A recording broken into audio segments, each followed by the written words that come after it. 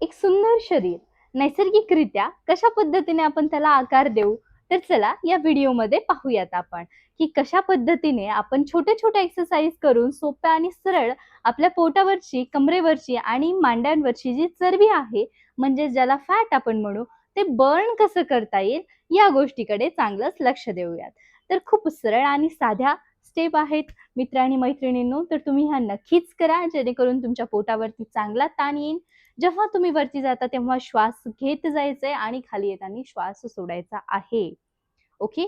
आता हे जर कुणाला खूप जास्त अवघड वाटत असेल, तर हाताची मदतीने तुम्ही करू शकता. मग हात जे आहे त्याला थोडा सपोर्ट द्यायचा आहे. म्हणजेच आपल्या कमरेवरती ठेवा आणि श्वास सोडत खाली जायचंय. श्वास घेत परत वर या आणि श्वास सोडत पुन्हा खाली जायचंय.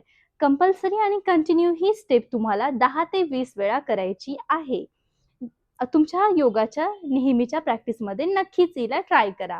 आता आपण पोझिशन चेंज करणार आहोत. दोन्ही पायामध्ये अंतर घ्यायचं आहे आणि आपला जो उजवा हात आहे तो सरळ वरती करायचा आहे. डाव्या हाताच्या साइडने मी झुकणार आहे.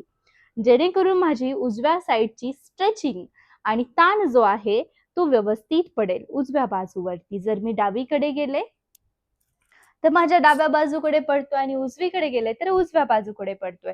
आपली कुठे कंबर स्ट्रेच होते, कुठे रिलीफ भेटतोय, कुठे रिलॅक्स होतोय, या सर्व गोष्टींकडे सूक्ष्म मनाने लक्ष द्यायचं आहे.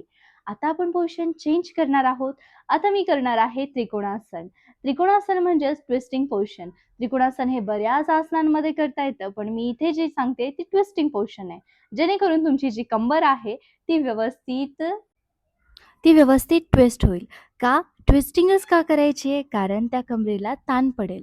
दाब दिला जाईल दोन्ही हातांकडून.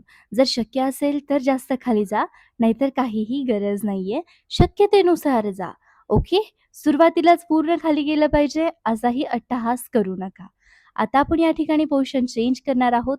दोन्ही हातांची घडी केलेली आहे आणि सावकाश श्वास सोडत खाली जात आहे व श्वास घेत वरती येत आहे. श्वासाच्या गतीकडे मला तुम्ही लक्ष देताना पाहिजेत, कारण श्वासावरती सर्व खेळ अवलंबून आहे. ओके.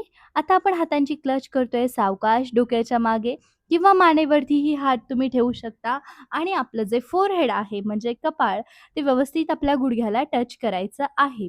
जास्त जात असेल तर खूप चांगली गोष्ट आहे आणि नसेल जात तर काहीही हरकत नाही. प्रॅक्टिस करा माझ्यासोबत रोज.